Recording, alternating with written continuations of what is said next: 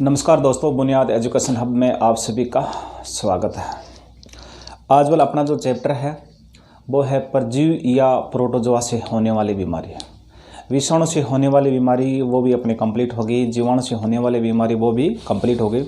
आज वाला अपना जो चैप्टर हो जाएगा वो हो जाएगा, तो आपको याद रखना प्रोटोजोआ। क्या नाम हो जाएगा? प्रोटोजोआ या परजीवी से होने वाली बीमारी या परजीवी से होने वाली बीमारी। अब अपन देखते हैं कि प्रोटोजोआ या परजीवी से होने वाली बीमारी कौन कौन सी है।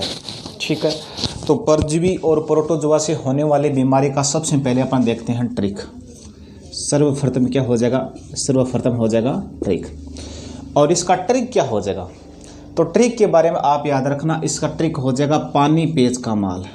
ट्रिक क्या हो जाएगा? ट्रिक हो जाएगा पानी पेच का माल। इसका ट्रिक हो जाएगा पानी पेच का माल। ये जो परजीवी से होने वाली बीमारी का क्या हो जाएगा? ट्रिक हो जाएगा।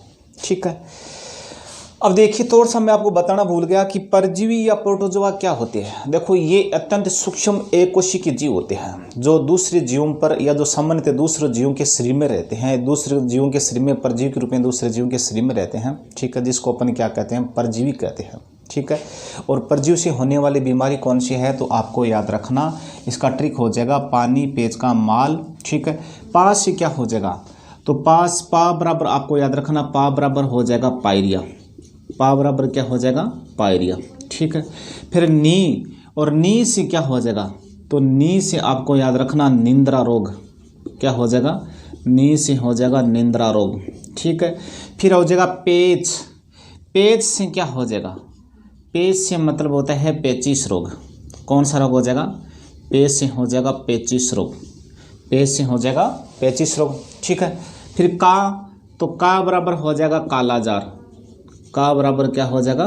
कालाजार, मतलब का से हो जाएगा कालाजार रोग। ठीक है, फिर माँ से हो जाएगा मलेरिया। माँ से क्या हो जाएगा? मलेरिया। माँ से जो हो जाएगा तो आपको याद रखना वो हो जाएगा मलेरिया। ठीक है, फिर लय, और लय से हो जाएगा ल्यूकोरिया। क्या हो जाएगा? लय से हो जाएगा ल्यूकोरिया। ये जो रोग है ना, ये जो रोग है ये आपको याद रखना परजीवी या प्रोटोजोआ से होने वाली बीमारी है। ठीक है, ये जो 6 रोग है।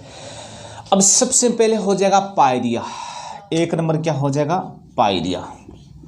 तो पायरिया रोग के बारे में आपसे पूछा जाएगा कि पायरिया रोग का कारण क्या है। तो आपको याद रखना कि पायरिया रोग परजीवी या प्रोटोजोआ से होने वाली बीमारी है।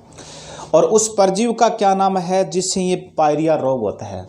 उस परजीव का नाम आपको याद रखना, उसको नाम है एंट अमीबा। क्या नाम है? एंट अमीबा जिंजीवेलिस। एंट अमीबा जिंजीवेलिस। जिंजी और वेलिस नामक परजीव है, और जिस परजीव के द्वारा आपको याद रखना उस होने वाला रोग है उसका नाम है पायरिया। ठीक है, अब पायरिया रोग के लक्षण क्या है? तो लक्षण के बारे में आपने याद करना, तो लक्षण के बारे में आप याद रखना कि इसमें क्या होता है? मसूड़ों में सूजन आ जाती है।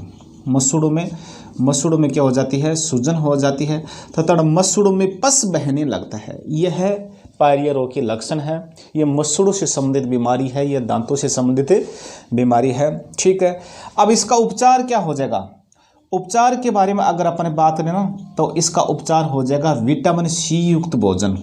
हमें क्या है? विटामिन सी युक्त भोजन करना चाहिए। यही इसका उपचार है। किसका? पायरिया रोग का। ठीक है, और पायरिया रोग किससे होने वाली बीमारी है? तो आपको याद रखना ये परजीव से होने वाली बीमारी है। परजीव का नाम क्या है? तो एंट अमीबा जिंजीवेलिस परजीव का नाम है। अब देखिए नी से मैंने आपको बताया था निंद्रा रोग। नी से मैंने क्या बताया था? नी से मैंने बताया था निंद्रा रोग। क्या कहते हैं? निंद्रा रोग। ठीक है, निंद्रा रोग, और इसे अफ्रीकन निंद्रा रोग भी कहते हैं। अफ्रीकन निंद्रा रोग भी कहते हैं। अफ्रीकन निंद्रा रोग भी कहते हैं। ठीक है, और इसे इंग्लिश में स्लीपिंग सिकनेस भी कहते हैं। इसे इंग्लिश में अपन क्या कहते हैं? तो इंग्लिश में इसे स्लीपिंग सिकनेस के नाम से जानते हैं। इंग्लिश में इसे स्लीपिंग सिकनेस के नाम से जानते हैं। ठीक है, देखो जो निंद्रा रोग है इसे अफ्रीकन निंद्रा रोग के नाम से भी जानते हैं, क्योंकि ये एक अफ्रीकन मक्खी है उसके द्वारा होने वाला रोग है, और इसे स्लीपिंग सिकनेस के नाम से भी जानते हैं। ये बीमारी भी किससे होने वाली है? तो ये बीमारी भी परजीव से होने वाली बीमारी है। किससे होने? ये भी किससे होने वाली बीमारी है? तो ये निंद्रा रोग क्या है? ये भी परजीव से होने वाली बीमारी है। और उस परजीव का क्या नाम है? तो उस परजीव का नाम आप याद रखना। उस परजीव का क्या नाम हो जाएगा? उस परजीव का नाम हो जाएगा ट्रिपेनोसोमा।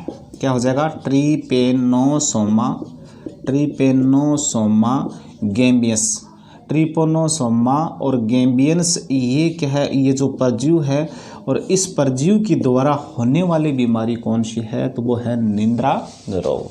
ठीक है, अब देखो ये परजीव आश्रय कहाँ लेता है या किस मक्खी के काटने से निंद्रा रोग होता है? तो आपको याद रखना एक मक्खी है, एक मक्खी है और उस मक्खी का नाम है सीसी मक्खी। उस मक्खी का क्या नाम है? सीसी मक्खी। और सीसी मक्खी के शरीर में और ये परजीव क्या लेता है? शरण लेता है या आश्रय लेता है। जब ये सीसी मक्खी काटती है और काटने में क्या होता है? ये परजीव अपने शरीर में प्रवेश कर जाता है, और जिससे होने वाली बीमारी कौन सी है? तो आपको याद रखना उससे होने वाली बीमारी है निंद्रा रोग। कौन सी हो जाएगी? निंद्रा रोग। अब इसका लक्षण क्या है? तो लक्षण के बारे में आप याद रखना कि इसमें बहुत नींद आती है, ज़्यादा नींद आती है, और नींद में क्या है? तेज बुखार चढ़ती है। इसीलिए इसे अपन क्या करते हैं? निंद्रा रोग के नाम से भी जानते हैं। ठीक है, और इसे अफ्रीकन स्लीपर के नाम से भी जानते हैं। और ये किससे होने वाली बीमारी है? तो आपको याद रखना ये परजीव से होने वाली बीमारी है। परजीव का नाम है ट्रिपेनोसोमा पैलिड, ट्रिपेनोसोमा गैम्बियस। ठीक है, और किस मक्खी से? तो मक्खी के नाम आप याद रखना सीसी मक्खी। कौन सी मक्खी हो जाएगी? सीसी मक्खी के द्वारा निंद्रा रोग होता है। ठीक है, क्योंकि सीसी मक्खी के शरीर में ये परजीव क्या करता है? आश्रय लेता है या शरण लेता है। ठीक है, फिर हो जाएगा पेच, और पेच से क्या हो जाएगी? तो पेच से आपको याद रखना पेच से हो जाएगा पेचिस। पेच से क्या हो जाएगा? तो पेच से आपको याद रखना पेच से होने वाले रोग है उसका नाम है पेचिस। अब आपसे पूछा जाएगा पेचिस रोग का कारण क्या है? तो आपको याद रखना पेचिस रोग परजीव से होने वाली बीमारी है। किससे होने वाली बीमारी है?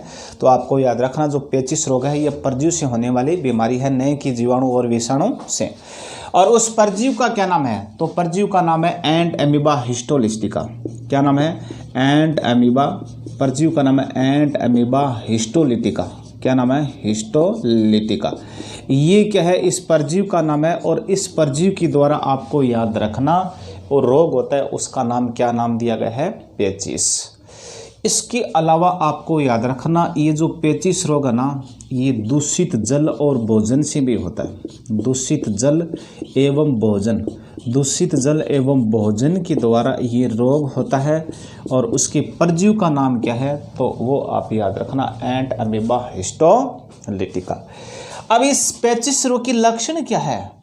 पेचिस रोग की लक्षण क्या है? आपने हिस्ट्री में पढ़ा होगा कि जो अकबर था, और अकबर की जो मृत्यु का जो कारण था वो पेचिस ही था। क्या था? अकबर की जो मृत्यु कारण क्या था? पेचिस था। और इसकी लक्षण क्या है? लक्षण के बारे में आप याद रखना इसमें क्या होता है? पेट दर्द होता है। क्या होता है? पेट दर्द होता है। ठीक है, या जो आंत होती है ना, छोटी आंत, इसमें क्या होता है? मरोड़ या ऐंठन होती है।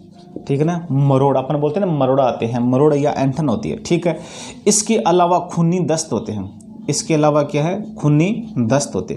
और ये इस रोग के क्या है? लक्षण है। किसके लक्षण है? पेचिस रोग के। ये दूषित जल या भोजन से होने वाली बीमारी है। अब इससे प्रभावित अंग कौन सा है? तो पेचिस में आपसे प्रभावित अंग के बारे में पूछ लेना तो आपको याद रखना पेचिस से आंत अंग प्रभावित होता है। पीछे मैंने आपको क्या बताया था? हैजा बताया था। और हैजा में भी क्या होता है? आंत प्रभावित होता है। क्यों? हैजा में भी क्या होता है? उल्टी और दस्त की क्या होती है? शिकायत होती है, उसमें भी आंत प्रभावित होता है। फिर एक रोग है टाइफाइड। टाइफाइड जैसे अपन आंत की बुखार कहते हैं, जैसे अपन मियादी बुखार के नाम से भी जानते हैं, जैसे ठीक है ना, जैसे अंतर्जबर के नाम से भी जानते हैं, जैसे मोतीजरा के नाम से भी जानते हैं। और उसमें भी क्या प्रभावित होने वाला अंग कौन सा था? आंत था। हैजा में कौन सा अंग प्रभावित होता है? आंत होता है। और पेचिस में भी कौन सा अंग प्रभावित होता है? तो आपको याद रखना आंत होता है। ठीक है। ये अपने जो 3 बीमारी परजीवी से होने वाली कंप्लीट करवा दी। अब 3 ये और है वो आपको मैं कल बताऊंगा, ठीक है। और चैनल को आप ज़्यादा से ज़्यादा लाइक शेयर सब्सक्राइब करो, और अपने जो जितने भी जो दोस्त है, जो आर्मी है या एसएससी है या रेलवे है या राजस्थान पुलिस है, राजस्थान पुलिस एसआई है, जो रीट की तैयारी कर रहे हैं, तो सभी को आप अवगत करो।